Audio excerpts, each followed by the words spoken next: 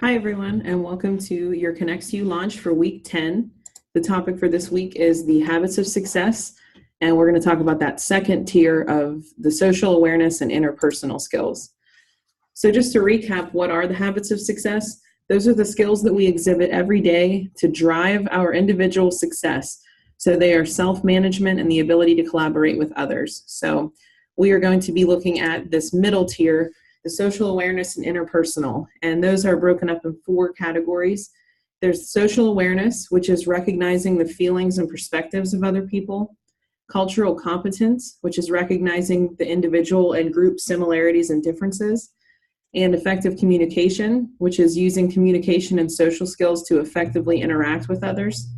And conflict management, which is demonstrating the ability to prevent, manage, and resolve conflict in constructive ways. So the first one we said was recognizing the feelings and perspectives of other people. So having the social awareness is being aware of other people's emotions, knowing how your actions affect other people, and understanding that other people have feelings. So it's important to think outside yourself and think of how your actions could affect somebody else in your life. The second one is recognizing individual and group similarities and differences. So this one on the right here, the picture, these are all the different types of ways we could be different. So the world's made up of a ton of different people. No two people are the same. So just being respectful of these differences and appreciating these differences, because the world would be a very, very boring place if we were all the exact same person. Just a very short video. It's called Sometimes You're a Caterpillar, and just kind of pay attention to the ways that you can respect individual differences and also think outside of yourself and put yourself in somebody else's shoes.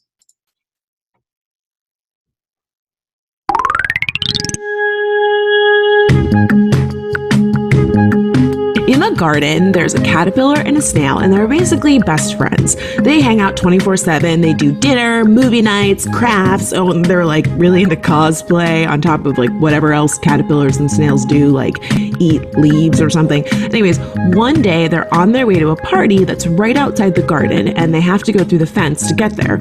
So the caterpillar goes right through, but the snail is stuck. Her shell is just too big and it won't fit under the wire. So she's like, crap, I can't get through. Maybe like, can you lift up the wire, or maybe we can build a little bridge or something? And the caterpillar's like, dude, just go under.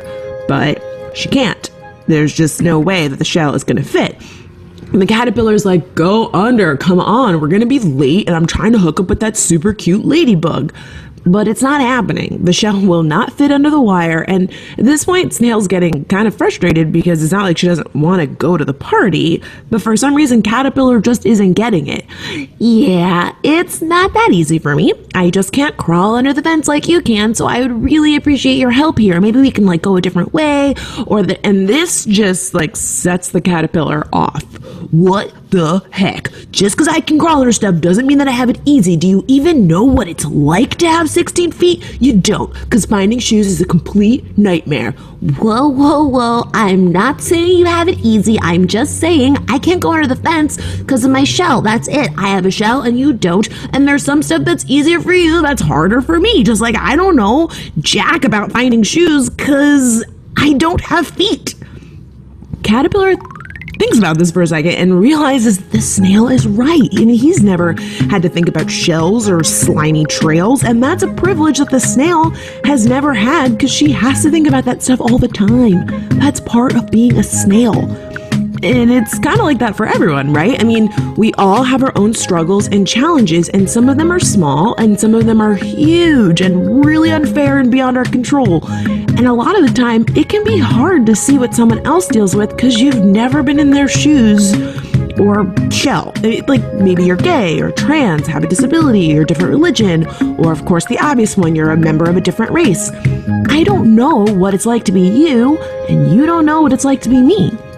So it's really important to stop and try and see the other side so we can help each other overcome those obstacles together. It's like sometimes you're the snail and sometimes you're the caterpillar.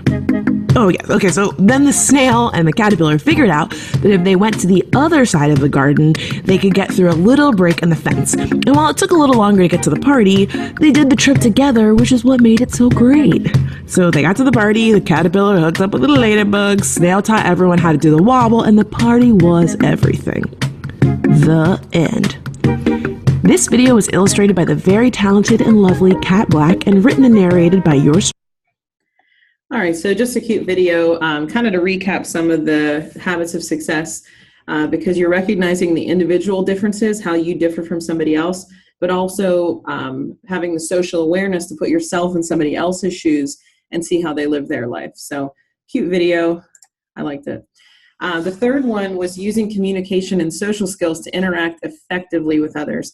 So the key word in this to me is effectively. I think we all interact, but some people just do not know how to interact effectively. So using your manners, being respectful, treating people how you would like to be treated, even in an online world. And the last one is demonstrating an ability to prevent, manage, and resolve interpersonal conflicts in constructive ways.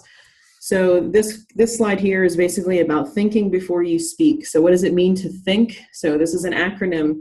The T is it true? Is it helpful? Is it inspiring? Is it necessary? Is it kind?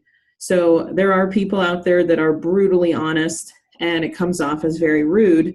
And that's not having the social awareness to understand how your words are going to affect somebody else's emotions. So while you are being honest, you're kind of being mean too. So it's important to think before you speak, make sure that it's actually something positive to put out into the world.